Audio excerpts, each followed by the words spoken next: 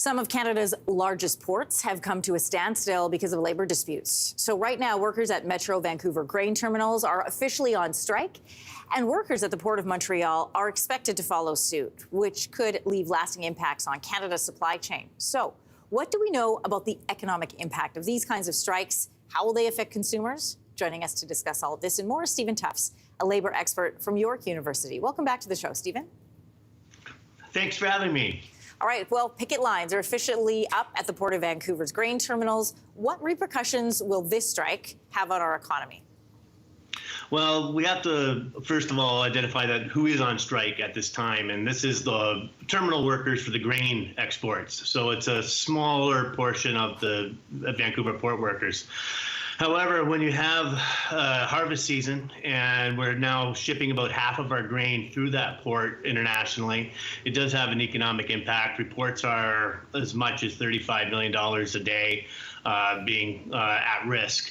However, I think with a lot of strikes that happen around what we call choke points, such as ports in the economy, sometimes the losses can be exaggerated, and grain will eventually get to market, but sometimes it's more of a delay rather than an absolute loss. But these slowdowns also have an impact on consumers down the supply chain as well.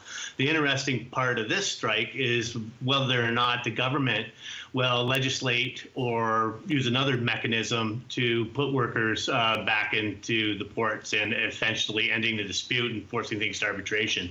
The Minister of Labour, Steve McEwen, unlike previous rounds, has not indicated that he's going to do that right away. Yeah, we did see this with previous ones. The government has officially on the record will say we think that companies and unions the best course of action is to have them work it out, but we'll see what happens. In the meantime, let's go back to Vancouver for just a moment. 52% of all Canadian-grown grain went through those terminals. So let's talk about supply chain effects. How is that going to be affected by this work stoppage? Well, we have to understand that grain is food. It can be stored for some period of time, but it is a perishable food. And when grain goes into the supply chain, it goes long distances, eventually goes for processing and into our food supply system. So those bread manufacturers, those snack cake manufacturers, they do have opportunities to perhaps resource things. But that's going to take some time. So this is where, people start thinking, oh, does it have an inflationary effect? But a lot of this is really political rather than economic. Sometimes the losses and the economic impact can be slightly exaggerated. And the agricultural producers have had a pretty good crop this year. They want their grain to get to market as soon as possible without any disruptions. So they're, of course, saying that the losses are going to be greatest. But it's also a political tactic to maybe get Steve McEwen and the federal government to reconsider their current position about not legislating workers back to work in the port case. All right, let's take a look at Montreal. Workers at the Port of Montreal are in talks right now to mandate strike action.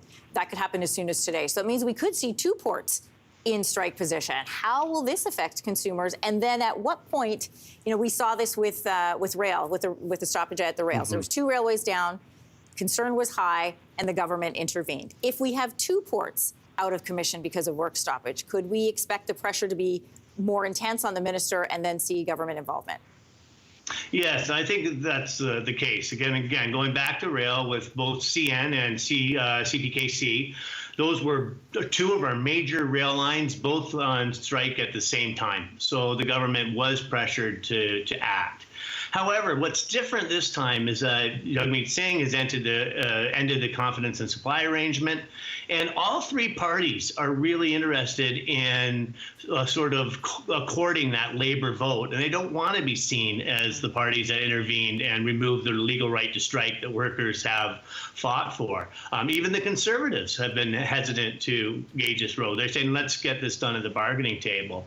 So given that the really precarious nature where the government is with a minority government, do they want to do a legislative back to work strategy, which would potentially bring down the government with a confidence motion?